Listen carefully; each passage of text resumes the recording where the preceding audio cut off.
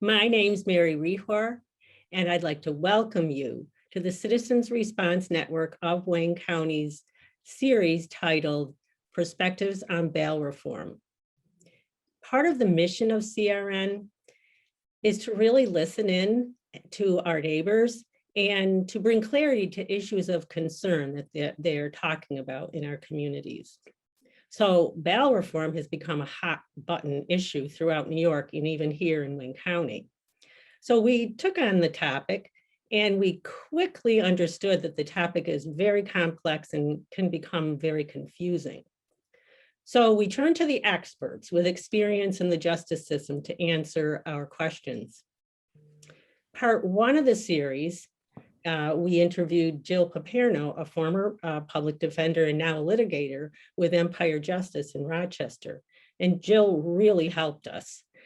She shared the details of the 2019 law, and she outlined the changes that have made since the law took effect 3 years ago. Now, if any of you watching would like to see that interview, we're going to provide a link in our resources at the end of this video. But for this session, we have asked both a prosecutor and a public defender to join us and share their perspectives on these issues of bail and bail reform. And Rini is going to tell you a little bit about our guest today. Thank you, Mary. The question about bail reform has been an ongoing topic of conversation in our community. The Citizens Response Network thought it would be good to have two experts give their opinion on the topic, and we are very excited to have our two guest speakers for today's webinar, Andy Correia and John Zuroski. Andy has been the Wayne County Public Defender since 2018. He grew up in Vestal, New York, and graduated from Geneseo State College in 1992. In 1994, he attended law school at NYU. Upon graduation, he and his wife, Melissa, moved to New Hampshire, where he first became a public defender. In 2001, he returned to Western New York to join the Wayne County Public Defender's Office as a staff attorney. He and his wife have lived in Newark. He and his family have lived in Newark ever since. He and his wife have raised two children, Jackson and Emma. Jackson just finished a 5-year hitch in the Navy, and Emma is a senior at the University of Buffalo. Andy is also a member of the board of directors for the Chief Defenders Association of New York and the New York State Defenders Association. John has spent 34 years as a prosecutor in both the Westchester, New York District Attorney's Office and the Chautauqua County District Attorney's Office. He retired from the Chautauqua County District Attorney's Office as the Chief Assistant District Attorney, a position that he held for over 10 years. He spent his career prosecuting serious crimes, including numerous murders, and was also an accomplished appellate attorney appearing in appellate courts throughout New York State. This included the state's highest court, the New York State Court of Appeals. John also served as the first executive director of Westchester County's Human Rights Commission just before he and his family returned to Chautauqua County in 2001. A 1980 Maple Grove High School graduate, John graduated from Binghamton University with high honors and the University of Buffalo Law School. He is married to his wife, Anne, who is a teacher at Maple Grove High School, and they have 3 children, Bella, Nick, and Frank. A lifelong runner, John has run marathons and half marathons and now shares his love of running with Maple Grove track and cross-country runners as an assistant coach with his daughter, Bella. He also teaches law courses at Jamestown Community College. Welcome, Andy and John, and thank you for being here. I'm now going to hand things over to Ellen. Thank you again for being here today, Andy and John. The first question that we'd like to ask both of you, we'll go first to Andy. How has the new bail reform law changed or impacted your role in the justice system?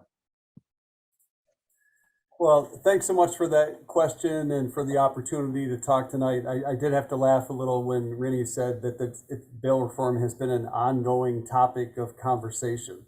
I think if there's a civil conversation tonight about bail reform, and I hope there is, it may be the first one that I've heard so far. But so to your question, let me get right to the point. The biggest impact on our day-to-day life as public defenders is that there are fewer people in jail. Now, what does that mean? There are fewer people in jail pre-trial. And for the decades that I've been a public defender, there is a thing that is ground into every public defender's mind. And that is, what is the jail visitation schedule? When can I get into the jail to see my clients? When are the lockdowns? When is the shift changes?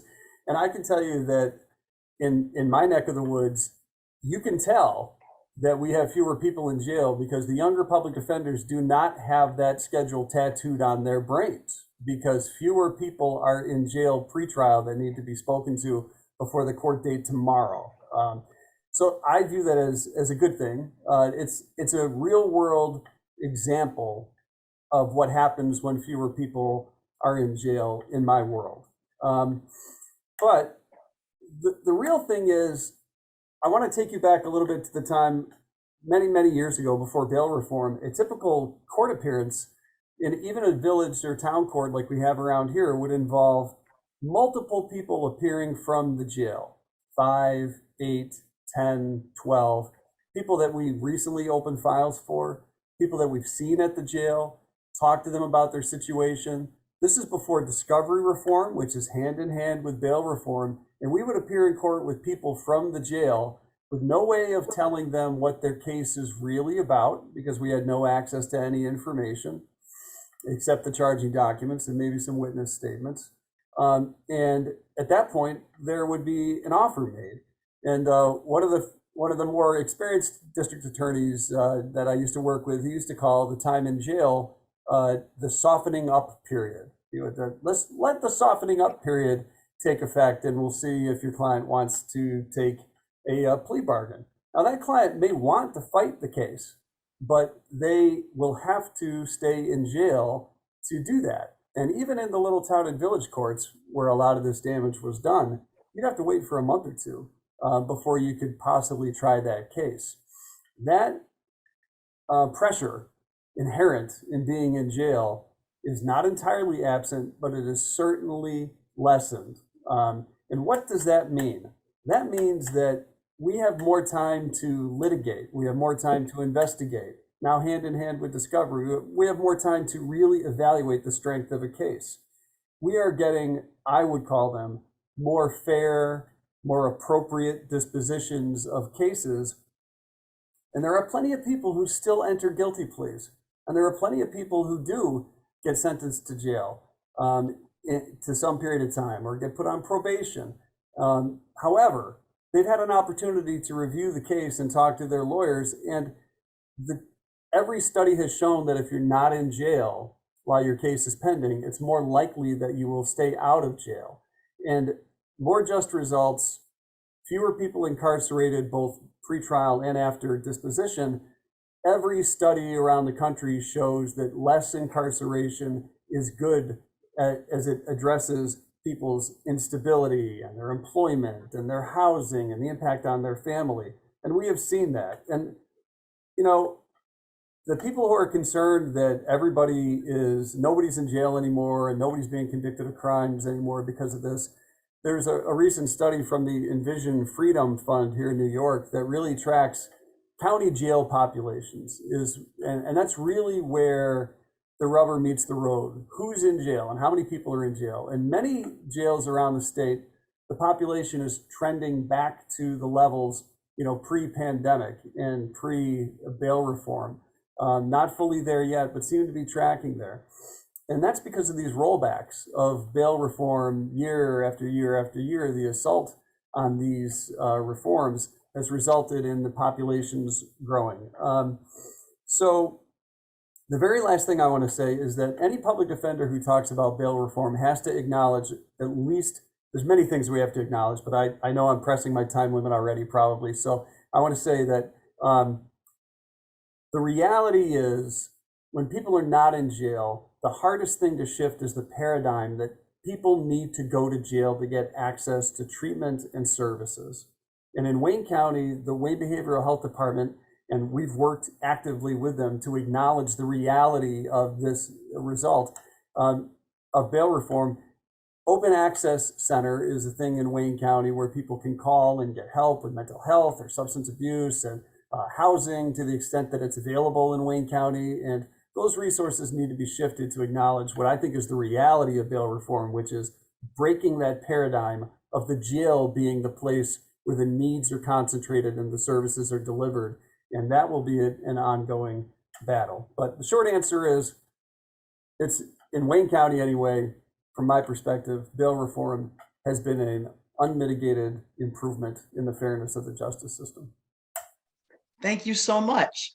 And John, I'm going to ask you the same question. How did the new bail reform law change the way you did your job and impact your role?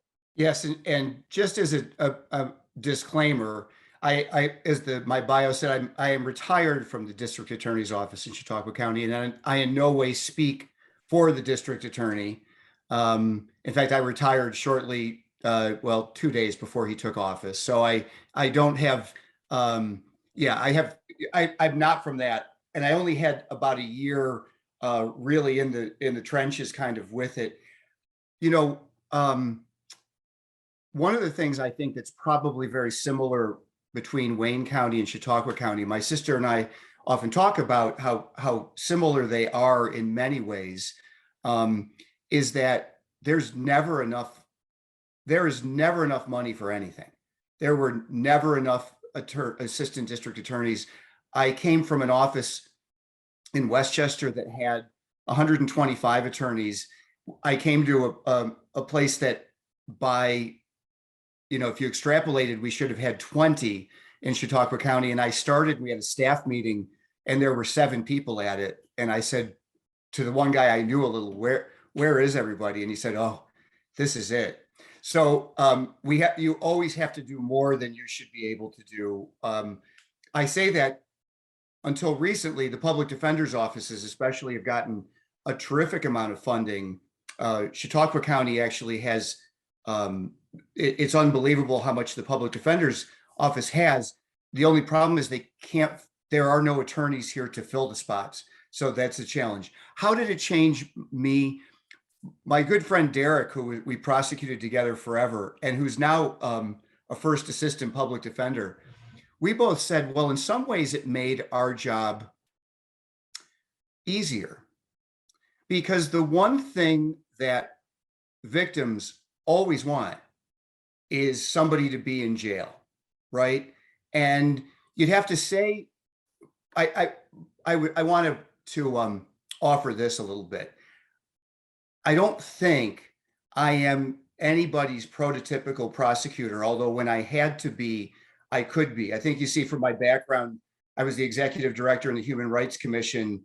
I was the head of the hate crimes unit in Westchester. I kind of had I like to think a broader outlook on things. And honestly, Andy, most of my running buddies and friends were defense attorneys. So I was always, in fact, I was the one. You probably have somebody there in Wayne County who, when there was somebody in jail who you really thought shouldn't be in jail, there would always be the assistant DA they'd call and be like, Zuroski, can you help us out on this one? Because I was the chief assistant, and I usually did. I usually could help them out. It made our job a little bit easier in that you didn't worry about that parrying, that kind of, appearing in court and trying to get enough bail set that maybe the guy didn't make bail, at least in a large number of cases. And they just kind of, went on the assembly line, so to speak. The discovery aspect, and Andy's right in so many of the things he said, in that defendants used to be, in many jurisdictions, really kind of given this, it's almost like a game show. Well, you can take this plea offer, but things could get really bad. We got a lot of witnesses. It could get a lot worse down the road. I think, Andy, you would be happy to know one of the things that I learned in Westchester County, we called it at the time courtesy discovery. And what it was is, if somebody requested a conference before a plea offer, a superior court information, you just copied everything in your file that didn't give up a witness that maybe needed to be protected or something that was protected and give it to them and let them have that. And I always thought that was really important. So the things you're talking about and the fairness that you're talking about is so important. So it made it a little bit easier. We did look at each other like, wow, this kind of is easy because it's a burglary third and I can't even ask for bail. You know, the local courts would call it arraignment time and I would say, Judge, you can't set bail on that. And they go, I know, but how much should I set? You know, and I say, no, you can't set bail. And sometimes they still did. And I'd be like, Judge, you have to at least put in your paperwork that I told you couldn't set the bail. Practically speaking, it didn't impact us tremendously. The discovery laws did impact us, I would say, really severely in some ways. And I don't mean that it was wrong for us to have those discovery requirements. The only problem I had is I went from being a lawyer, which was really kind of what I always wanted to be since I was a teenager, to being a technician, right? Which was turning over giant things and making sure you had everything and downloading and getting things. And it really, that was not nearly as much fun. I don't have any trouble turning over all the discovery. It's when you're a prosecutor, if you're a good prosecutor, it's justice for everybody. That's what it's about. And if, for instance, if you have something in your file, it's called Brady material. If you have something that is the least bit helpful to the defense, you turn it over and you turn it over right away. And I never struggled with that. And I never struggled with anything. I mean, I used to just have defense attorneys into my office and say, here's my file. I'll get coffee for us. Take a look at everything, The discovery thing was hard because the time limits are so tight that I really felt like, and then you have to swear. I swear in the Bible, I've given them everything. And, I take those oaths seriously. And I was really relieved to retire and say, I don't ever have to verify that again, because you don't ever know. The world, the first instruction a judge gives a jury is there are no certainties in this world, right? There are no certainties. You have to use your own judgment. And so police officers, they come to the day of trial and they go, oh yeah, I had this form, but it was in a different file. You might not have seen this one. And you're like, so the discovery part really did make me want to retire.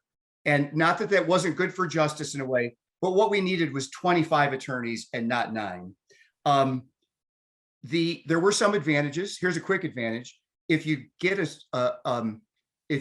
an appearance ticket on a crime, the speedy trial clock and the discovery clock doesn't run until you actually get arraigned. So when people get 30 days out for their arraignment, it gave you more time to get files ready, more time to get everything going. We used to ask police departments to give appearance tickets, and please do. It's easy, it's fine on DWIs. It's great. They're mostly law-abiding people. They've messed up once. It's okay. We don't need bail. They'll show up. So those were the changes that were not bad. Here was the tough part for me. And I'm going to talk about this a little bit later. Chautauqua County is poor, and I think poorer than Wayne County. And we have a larger city by far than Wayne County has. Jamestown's almost 30,000 people and has real urban issues that come up. And really gone in some ways were my ability in any way to manage public safety, manage cases that deserved more attention, that I thought deserved more attention. And I think the biggest area is that there was no ability to have bail set in any drug cases. And that could be even a very high level drug case. I mean, fentanyl is killing people all over the place. And yet we can't even ask for bail. And in many cases, they were from Rochester, they were from Buffalo, they were from Syracuse, they might be from Erie, Pennsylvania, Pittsburgh. I did feel like I was the prime Jamestown felony prosecutor for almost 20 years. And really, it was pretty cool. The city's crime rates went down a lot. People did know who I was in Jamestown. When I walked into court, people knew who I was. When I saw people in the street, people knew who I was, mostly treated very respectfully by everybody, including the defendants. But they also knew that when they knew, oh, don't hit the wrong button, don't commit the wrong crime, because Zuroski and his buddy Derek Gregory, kind of my deputy dog, then it's going to get hard on you, right? And a lot of that was guns and drugs combined, and threats to witnesses and things like that. And that's when we kind of would get going. And I did feel like I lost my ability to do some of that, which in a poor county, there's not enough of us to be able to spread out and hold hands and do things. I could just work 60 hours a week and make those things happen. I've taken enough of your time. Those are my initial thoughts. Thank you. Thank you, John. Andy, do you have anything that you wanted to say in response to this or comment on? You certainly don't have to. Well, I mean, I appreciate, a lot of what was said, and certainly the tone of it. And, I think we're, closer than maybe your average public defender and district attorney may be on some of these issues. But I think that, I'll go ahead and open this topic up a little bit. When you talked about the difference between the inability to set bail on drug cases, there are some very high level drug cases that are bail qualified. But I understand maybe the frustration of a prosecutor who sees a B-level nonviolent drug offense, which is, a B-level felony is a serious felony in New York, but that is not on the list unless there's other factors going on, unless there's a pending felony, unless the person is persistent eligible, which means they've been to prison twice before. That elevates that nonviolent B drug felony to being at least bail qualified. But the next thing that you said is sort of typical of how sometimes we can get a little sloppy, and how the media and the DA's associations and sometimes police will portray the problems here. Guns and drugs and threats to witnesses, they're all bail qualified offenses. Certainly every firearm offense on the latest rollback is bail qualified, and a combination of, threats to witnesses, if it's actually charged as a threat. And I know there's a long way between something that's charged as a threat and when a district attorney probably suspects that there's pressure being put on a witness, right? I mean, there's a difference there. I get that. But what I'm trying to get myself to the point of is precision in language about what is bail qualified and what's not, because I think it's lost a lot. And I think it's driving the misperception about what's going on and what is judicial, when judicial discretion is actually in play. And it also has to do with workload, district attorneys who have to sort through this information, and public defenders as well, to figure out what is truly bail qualified with the complexity of this crazy quilt of statutes that has been modified 3 times over the last 2 years. What is bail qualifying and what is not? And then, of course, we still have to go through the analysis of the least restrictive conditions. But I guess I just wanted to point that out and see, and I'll stop talking now and see if, you want to respond to anything I just said there. We can go ahead with the next question, because you'll probably have some good things to talk about there as well that may be related to that. Thank you so much. Has the public risk increased? And this is for you, John. If so, why? If not, why do many people have this perception? Briefly on what Andy just talked about. Andy, you can give me the thumbs up or the thumbs down, because I have been out of this for a little while. criminal possession of a weapon third, the regular subdivision, which is possession of a weapon with with a previous conviction for a crime, that's still not bail eligible, is it? Have to do more than a thumbs up. If it's a firearm, it's bail qualified. Non-firearm, not bail qualified. So a pistol is bail qualified now under weapon third. Got it. Okay. Okay. So I've really thought about this a lot since you asked me to discuss this. As a society in New York State, New Yorkers, I'm going to say this: if something's going wrong in some places, and I don't know if it's bail reform, I don't know that it is, and I wouldn't be quick to make that judgment.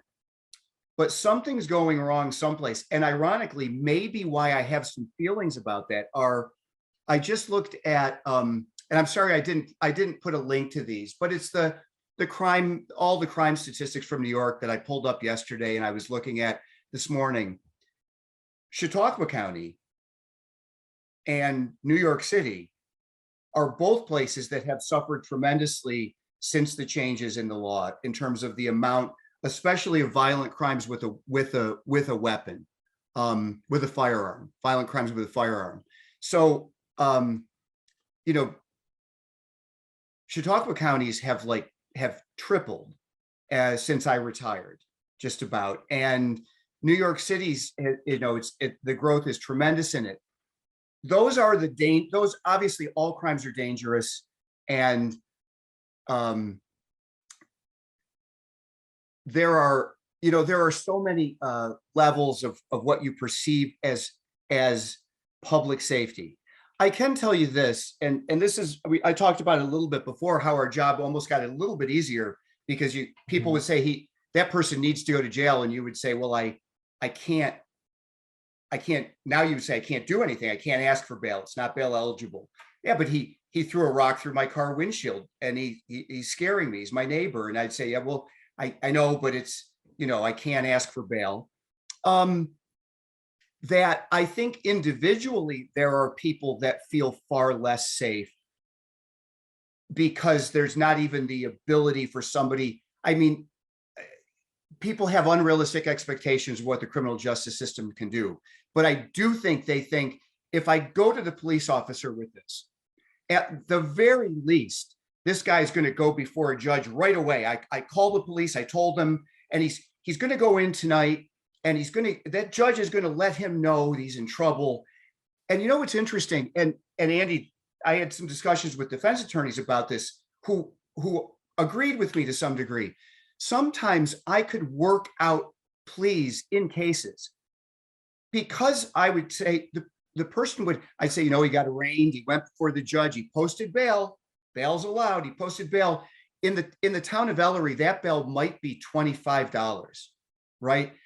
They're so kind in my local town that they might go, I would say, how did you get $33 as a bail amount? They said, well, that's how much he had in his pocket left over from the bar.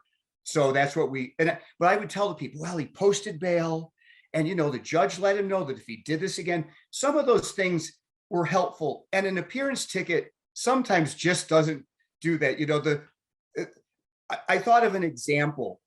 You're a little old lady in the parking lot, and you're going to your car, and a guy comes and swoops by, and he grabs your purse, and he doesn't hurt you, but he takes it off your shoulder, and he runs away, right? And the Good Samaritans come out, and they stop him, and they tackle him, and the police officer says, oh, don't worry, ma'am, we're gonna get your purse, we're holding his evidence, and don't you worry, I'm gonna give him an appearance ticket, and he probably is gonna have to show up in court in 3 or 4 weeks. And that is a perception. Unfortunately, I can go through the crimes that bail cannot be set on and come up with too many scenarios to say there's not a possible public threat. I don't think it's done horrendous damage upstate or in central New York or Western New York. although, it's interesting. In Chautauqua County, we really are an outlier. We're really almost Pennsylvania. We have we share a state border, which does make things far more difficult. If I was from Pennsylvania and got arrested in Chautauqua County, I would just go back to Warren across the border and say, I'm just never going back again, because we don't really have the any means to get them back or threat to. New York City troubles me, and the numbers in New York do trouble me. And violent crime, although is up in New York City, not as much as the violent crimes with felonies. But it took 30 years of real hard work, or 35 years. I think I'm old enough to know most practicing people around here, or people from here, wouldn't know. I remember what New York City was like when I visited my oldest brother in the 70s, and it wasn't any fun, really. It was pretty dangerous, and it was pretty scary. And it got to be to the point where I took my nieces there once and said, geez, Times Square's Disney World. It's Disney World. It's safe as can be. It's taken, I've been there recently. It's taken a step back. And the violent crimes with a felony there from 4,245 to almost 8,000 is big. I don't know that it's bail reform. Here's what I fear, and this might be tricky for Andy to answer. I think most of bail reform is really healthy and really good. And it is good that fewer people are in the jails, although he's right. I think our county jail's actually getting back up to the almost pre-COVID levels. It's getting closer all the time. The issue is my friend Derek, who was a tough assistant DA, and the only guy you wanted really doing the discovery because he is so meticulous. And now he's a public defender. And I told him I was doing this, and he said, bail reform, oh my God, it doesn't help us at all. He goes, here's what happens. My clients get arrested so many times that finally the DA gets a good case, and then they stick to their guns. And, he goes, I get them out, they get out, they get arrested. He goes, and then they go, no reductions this time. I had those 6-week cases. Now I'm holding you on this one. He goes, and I think those are some of the people filling up the jails. So I do have some ideas about some simple fixes that would protect the system. I do have a little issue with this.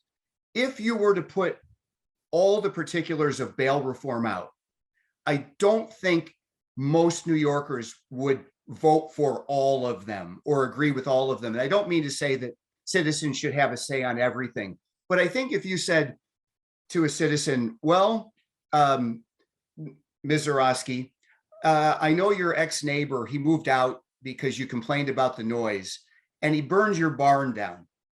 And I'm sorry, but he said he's leaving for Oklahoma and never coming back, and you want him held accountable.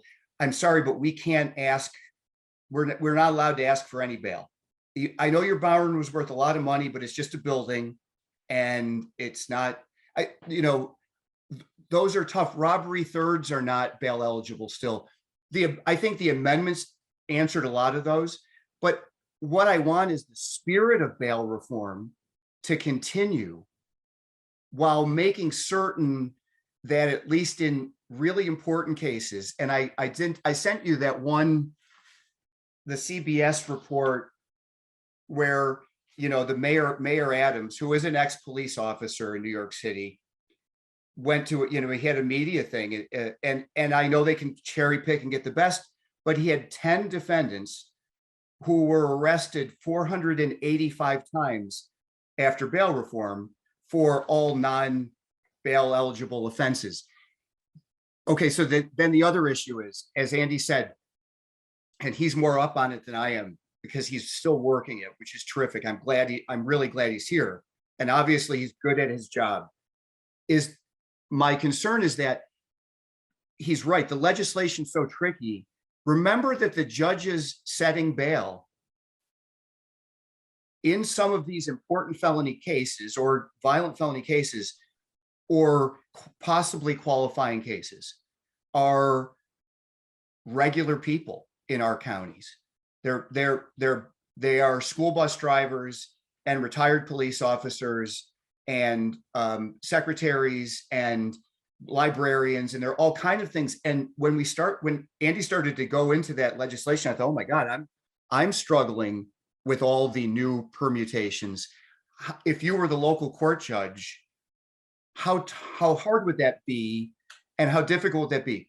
So something's going wrong in parts of the state. Chautauqua County, New York City, every borough in New York City, some other counties. Wayne County, your numbers are so small that I can't say anything really bad. That yeah, some of them are up a little bit. That can just be a bad year. That can be a year police are better at making some arrests. You know, that I can't see it in Wayne County. Our county, I can see it is 3 times higher in that area. And our that does concern me. You know, we have shootings. We had a couple shootings in Jamestown. It's where we shop. It's where we go to drugstores, things like that. So it didn't bring the criminal justice system to a halt. I'd like to see what it does in the next year or two to make a better estimate of are we less safe? But the perception is not entirely inaccurate, because I can come up with enough hypotheticals that are real life hypotheticals that I've had happen that I wouldn't want to be explaining to the victim, sorry, I can't ask for bail. And I would feel like, oh, that's rough to say to them. And I don't know how many people want to do my job if you don't have some control. Anyway, that's about it. Thank you. Thanks, John. Andy, clearly the time parameters have been stretched a bit. And so you just feel free to answer that as you'd like to, the same question about risk, greater or not, and if not, public perception. Thanks. Thank you. Sure. So where to start? I think that it's worth try to take a brief moment to expand our view of this, both sort of legislatively and historically, about what's going on here. So the people who are interested in increasing judicial discretion, I think, regarding bail reform, forget that in the 1970s, New York State passed bail reform that was touted to be the most progressive bail statutes in existence in the country at the time, that included at least 9 different forms of bail, and that judges had absolute discretion to set any of those types of bail, including unsecured appearance bonds, partially secured appearance bonds. Very complicated, not worth going into now, but there were options, and there was always within judicial discretion to consider those options, and they died on the vine. And between that, and I understand the concerns about how someone feels when an appearance ticket is issued, as opposed to some amount of bail is being set, but historically, that's the chickens coming home to roost about abuse of judicial discretion historically on bail, determining what is the amount of bail that's going to keep this person in, as opposed to what is the least restrictive approach that's going to get them back to court, which has always been the standard in New York. What is going to get them to come back to court? And I guess that, with that in mind, I look at the current problems with bail reform sort of in a different way. The lack of discretion on certain offenses is an earned result of decades of abuse that has been extremely difficult for my client. And I think I said I was going to talk about 2 things about it. The second thing is, people with money have always been able to get out. So I don't want to twist anything that John said, because I've really enjoyed this conversation and the tone of it. But just to get in there a little bit about how the system works with a little bit of bias, it's easier for a district attorney to talk to a victim about a disposition if somebody has posted bail, right? Because that feels like they've been imposed upon by the system in some way already. So maybe it makes that conversation work. Look, he posted bail, nothing I can do about that. And it does shed a little light, not on Mr. Zuroski as a person or his morality, but how the system is tilted in favor of, if you've got money, not only are you able to post that bail that the judge unilaterally set, and so you're on the street. So you get all the benefits that I talked about in the answer to the first question, which is you've got time to gather information and litigate because you're on the street. It's more likely you won't go in, all of that.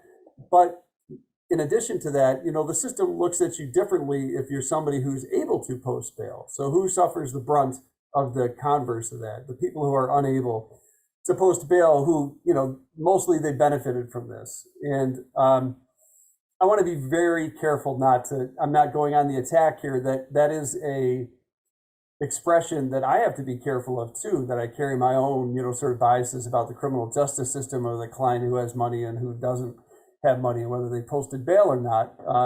It's with all of us, all the time. So a couple other things. When Mayor Adams holds a press conference and talks about 10 people being arrested 485 times, I have questions. I have questions that it would take me to set aside all of my work to go digging into what this means. 10 people who have been arrested 48.5 times on average over the last couple of years does not speak to me as a failure of bail reform. It speaks to me as a failure of a dereliction of duty by those who are in charge of the system to implement all of the tools available to them within the existing statute. I can think of no circumstances where someone has been arrested repeatedly 48 times and, according to that article anyway, failed to appear for court multiple times, that there was not some opportunity to restrict their liberty. And I, as a public defender, I take no pleasure in making that argument.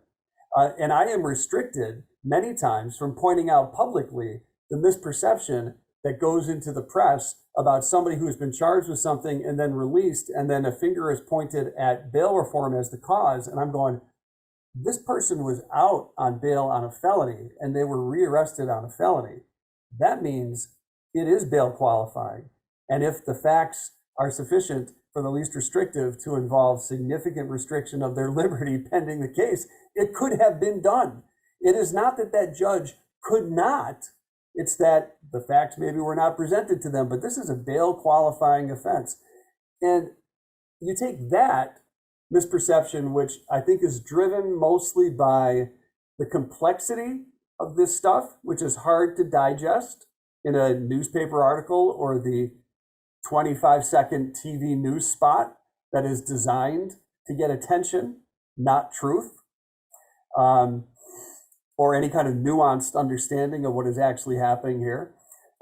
Together with, it's easier to kind of sell fear, and everybody has their point of view that infects how they perceive these things. So I hear 10 people being arrested 485 times.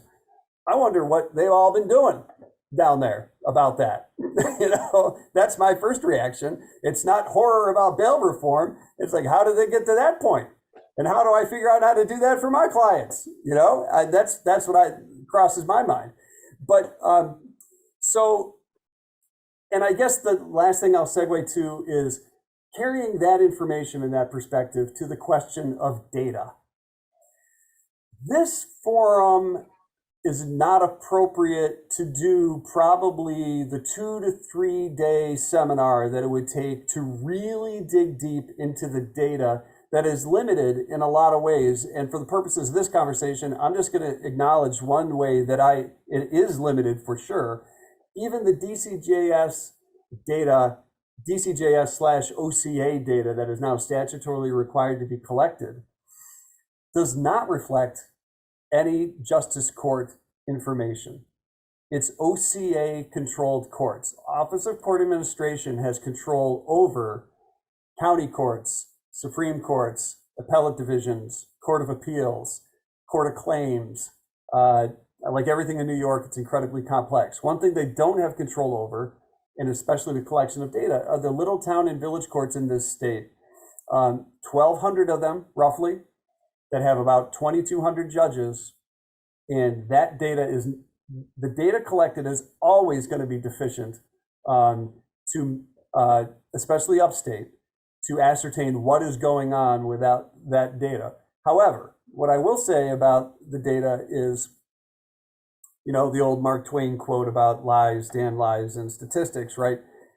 It drives me crazy that we can't seem to reach a point where we can agree about what these numbers mean.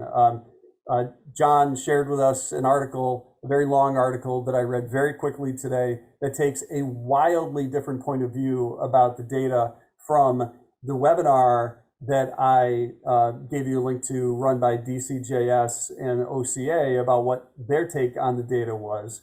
Are either one of these partisan? Do either one of these people have a dog in this fight? It's hard to know what to believe, but it seems to me any reasonable conversation about this is that, yes, there is, I think, an undeniable increase in gun offenses around this country, and what was classified in the studies that I read as aggravated assaults. There is absolutely reason to be concerned about firearm crimes and these aggravated assaults, which is a generic term used in the study to try to cover offenses that are, you know, like serious offenses. But those increases are untethered to places that are where there was bail reform. I mean, this is around the country. There is absolutely a problem. There is likely a problem in New York State regarding those types of offenses.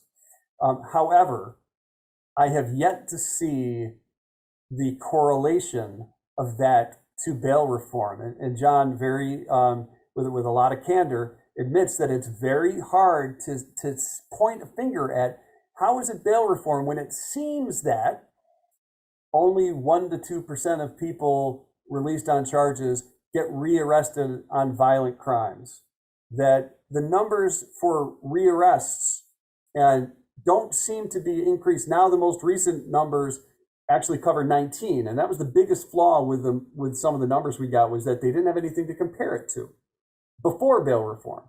Now they're claiming that they've got reliable numbers from 19 and up through 21, and it doesn't seem that bail reform is driving what is going on here in New York State. And I would hate to see yet another rollback on that fear-based narrative that is so hard, if not impossible, to substantiate, drive these county jail populations back up even further and result in people being detained unnecessarily, causing all of the problems that I already discussed at the front end, and taking a bite out of the fairness that we've been able to achieve in this state related to bail reform. And thank you for not cutting me off. I will now stop. Thank you, Andy. Well, it's our turn to ask some questions soon, but I want to give John a minute or two to just respond, if you'd like to Andy's sort of response and answer. Okay, so yes, just very briefly. Wait, when a lawyer says very briefly, it's never a good thing. But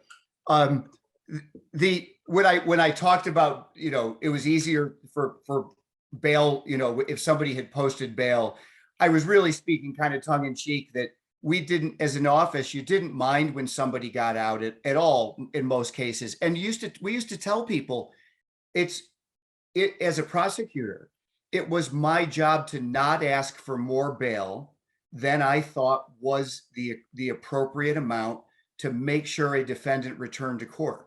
And I would teach that to young attorneys, and we would tell that to victims. Look, I'm going to ask for a $5,000. He'll make that. Well, I know, but it's a class D nonviolent. I believe that will be what will be required for him he'll definitely show up again, and then he'll get his money back at the end when it's done. And we would be very candid with them that we would always say bail is not a punishment. It's just, and our victim advocates would say, bail is not a punishment. You can't count that. And Andy, so many of the points he makes are really good ones and really valid ones, and ones that we really tried to even talk to our victims about, and our police officers about, and everybody about. So my quick fix, by the way, is I don't really need the dangerousness thing, Andy. I know that's a big one that a lot of people want. We never had that, so maybe that's why I feel we don't need it. The only thing I would like to do is learned helplessness is a bad thing. And if judges feel they're helpless, you just keep coming back and there's nothing I can do. Maybe that's why they don't even try, or the assistant DA on duty that night doesn't even try, because nobody's bail eligible anymore. No, I can't even. I would make it simpler. If you've got 3 pending cases, a judge can set bail. Like the magic number's 3. Like once you get to 3 pending cases, and the judge can review them on their papers even, right? If they're misdemeanors, you can see, is it a misdemeanor information? Are there sworn allegations of fact that support every element? Is there a lab report in for the drug case? If you've got 3, I can set, again, using the least restrictive. But now that you've got 3, I think you are kind of turning into a little bit of a flight risk for me.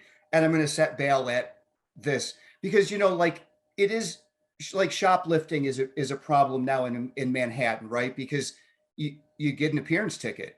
So gangs go in and they empty stores out, and the stores, I think, just let them. That's the kind of thing that makes people, not respect the system. I want all the good things that have come with bail reform to go with respect for the system, so that people still feel like, and as Andy said, if I were a younger prosecutor, I would get really good at all the technicalities. That's what I would do. I would study them. I'd have a chart of them, and I'd share it with everybody in the office. But I do have to say this: they can't find people to hire in the DA's office here. Even nobody really wants to take on the responsibility of being an assistant DA. It was always big. It's big to be a public defender too, but with some of these newer things, just like people don't want to always be police officers, we do have a shortage of that. Anyway, most of what Andy says is spot on. Defendants deserve the presumption of innocence, and even though that presumption, remember, the presumption of innocence is not complete. A court can issue a temporary order of protection, keeping people apart, even though there are good things that are injected into the system that, okay, look, there's an indictment that says you did this. It's only a piece of paper in county court, but it is enough to say, we're going to issue a temporary order of protection. I used to explain all the time, listen, don't sweat a temporary order of protection. It's just to keep things status quo until the case is done. I would say that to defendants when I would be in court. I would go, don't worry, it's just to make sure there's no more trouble. Because if there's no more trouble, anyway, by the way, I always treated defendants with dignity. And it's one of the things I thought was the most important thing. Addressed them by their name in court, said good morning, said good afternoon. You do have to remember that everybody's human when they go in there. And so many of the things Andy's talking about are really valid and good, and they are people. There's a few people, if you had a career as long as mine, that you go, I don't know about that one, but they're few and far between.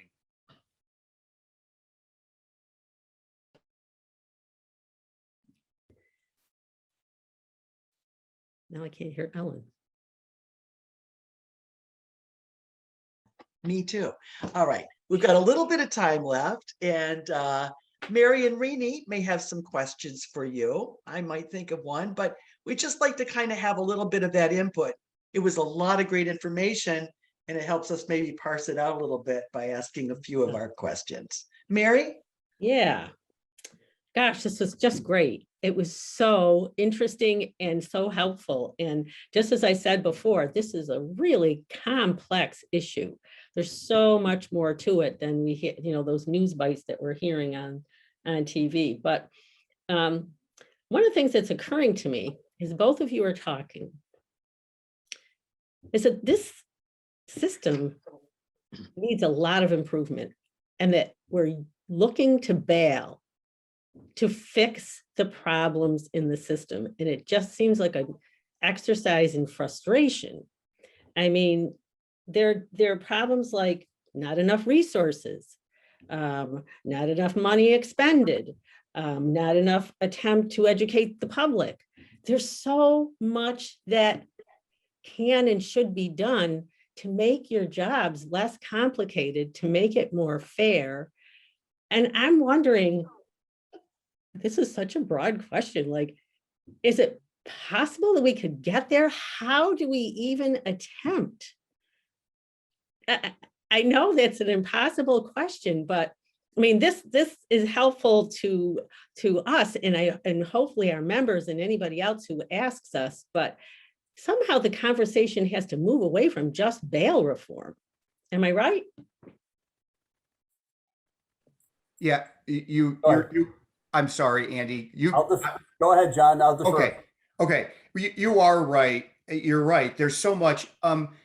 When you are a prosecutor or defense attorney, I think Andy will vouch for this. You always know that the system's so imperfect that when you're in the middle of it, I remember getting into it and thinking, wait, this was going to be like a science, and it is not at all. It's at the highest appellate level, and that's why that was kind of satisfying in my career. At the highest appellate level, it is kind of like science.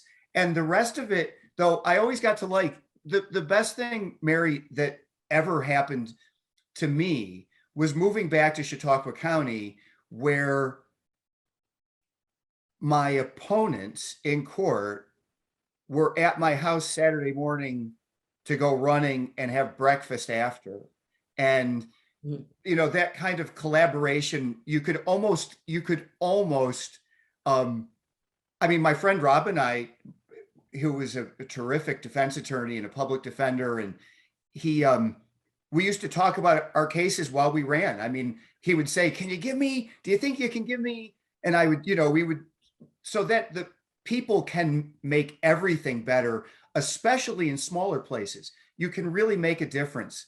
I would feel remiss because I have a bunch of notes around me, just like I am in court. I forget to say most of it. I just wanted to say one quick thing is that Andy's right that the nation has an increase in the aggravated assaults that we've talked about. What I would say is that in New York, until this time, we've avoided other national trends.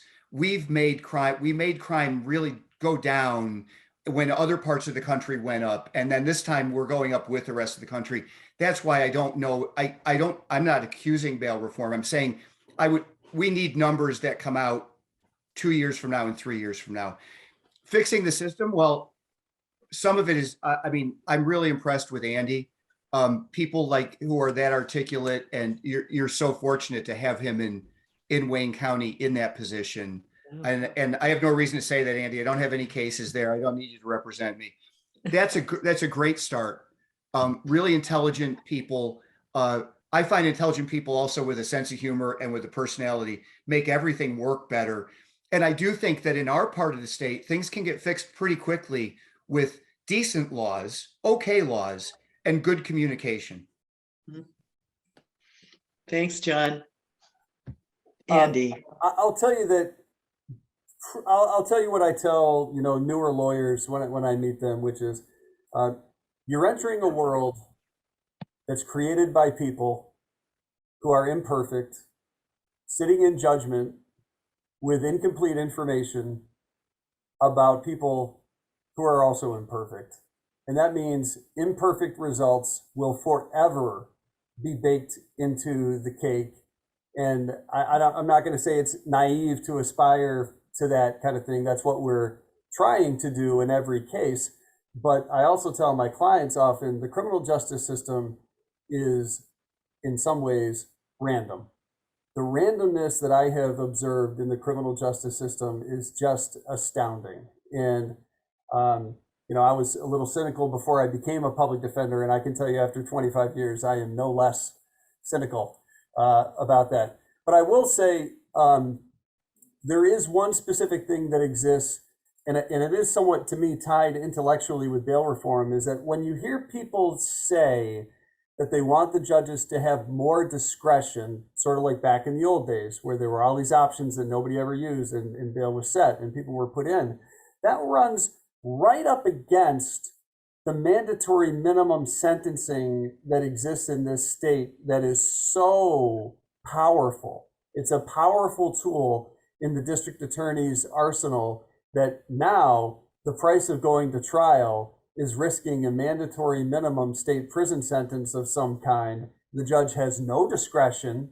post-conviction on that sentencing, as opposed to, hey, I can take my constitutional rights to court and I can let a jury of my peers decide what happened. And then I can expect that the judge is going to have an opportunity to do what's right here based on the facts of the case and my history, as opposed to the judge has no choice but to put you in prison for at least 5 years. And that communication with my clients has gotten tiresome, and it's unfair, and it's cookie cutter. And I want to scream about it every time I hear about how judges should have more discretion, because on the front end, some people in this state are advocating for far more people in jail randomly under the discretion of a human being on the bench. And then at the back end, limiting that same person's discretion in the range of sentencing that should be applied post-conviction. And to me, that is extremely troubling and is interwoven with the bail narrative. And if I had my druthers, the next thing that would be addressed in the system would be this growth of mandatory minimums in many different circumstances. Thank you, Andy. The time is sort of going on. Reni's got one question, then it's going to be a wrap up. Thank you for hanging in here, because we've learned a lot. There's a lot to unpack in it, but both of you are just fantastic. And it's just really been a learning experience, even though John and I have talked about some of this stuff quite a bit. But thank you both again. Rini, what's your last question? So some of the things that I was hearing over and over again was the fact that I think understandably, a lot of victims look at jail as sort of the answer to all the problems, and bail as sort of a, method of getting, some justice. And I was interested, Andy, to hear that in Wayne County, we do have a open access center with Wayne Behavioral. And I was wondering if you could talk a little bit about that. And is it relatively new? And are you seeing any changes with regards to what's going on with people getting arrested and maybe repeat offenders? So it's relatively new. They started it before bail reform really went into effect, and they've had trouble, like every place else, like John was talking about, getting the staffing required to be 24/7. They started with a shorter time period of availability, and now they do claim to be available 24/7. And they also have a mobile unit that travels around the county as needed. It's hard to say, statistically about the impact that has had, but I can tell you that resource, we have a centralized arraignment court in Wayne County. So without going too far off the rails here to talk about that, it's a place where people get brought and they're arraigned, and it's at the Wayne County Jail. And many people get released after they're arraigned. And it is nice, and I think it puts the judges in a better spot to determine bail when they know that I could refer them over to the open access center that's available and open, and there's somebody that they can talk to. If they happen to get released on non-monetary conditions like pretrial release where they're supposed to engage in treatment, the location for the open access center is really just around the corner from the jail. And that's a fortunate fluke of geography that it happens to be around the corner from the jail. And they could go there and they could talk to somebody about substance abuse, mental health. They could get appointments, and the resources are there. Those resources are overloaded like every place else. So this is not a paradise. But this is a good attempt to make these services available to the folks who need them in a time when it really matters. And I cannot give you the data report that confirms my suspicions here, but the fact that those services exist, in my mind, is a positive and helps my clients get out of the cycle, which is what we're all striving for. Thank you. John, a word or two about that? I don't know enough about that. I do know that Okay. it is we used to love when the judge, we have some of those resources in Chautauqua County. And I mean, you know, there were times our jail was so crowded that we were doing our best just to keep people out of the jail here. And it was, I mean, the county was going to go bankrupt if they had to house more people in, you know, up in, I forget where they were sending them. I think Wyoming County was taking some of ours. So, you know, when we could find anything for the judge, refer them out. You know, a long time ago, I was in Ossining Village Court. It was my first kind of big court in Ossining Village. And there was a guy named Ed, and he was from Task. And he said, I'm Ed from Task. And it took me about a month to realize that was treatment alternative to street crime. And he would give you a checklist. It was great. Ed was so nice. And I was scared out of my mind, living in a place I'd never been, in Ossining, which was at the time kind of a scary village with a prison next to it, and carrying my little bag up to the court. And, you know, Ed would say he had a checklist, and it was whether they were eligible, whether we should agree to release under supervision of probation. And that was 1988. And it was really great. And I would listen to Ed. And also when Ed would look at me and go, like, you knew, okay, no, this guy, I should definitely recommend some bail. But it was family ties, willing to get treatment, willing to do this, has a job or had a job recently, you know, those kind of things that made it easy for us. Great, terrific. That, you know, those are all very important. And I don't know that there's a perfect answer. Treatment courts, I don't know that they're a perfect answer. At least people are trying. Right? So I think people are really trying. And the less that defendants are made to feel bad or awful is probably better.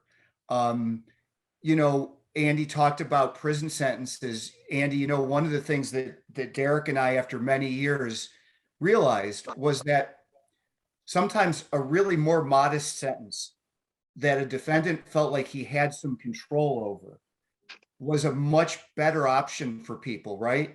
And I went outside of our I won't say stupid, we had guidelines, plea offers. I went outside them all the time. And if a defendant left court feeling like I was treated fairly for what happened, I was treated decently, the court was decent to me, the attorneys were decent to me, I had a legal defense, the prosecutor didn't take it personally, it was not a vendetta, and I took a plea offer, but I decided to take it. And it gets me, I'm parole eligible after only this much, and I'm willing to do that, and I get my credit for my time. Those are all the important things, I think. Humanity's really important. Humanity's really, really important in everything that we do. And if you can remember that, it just helps.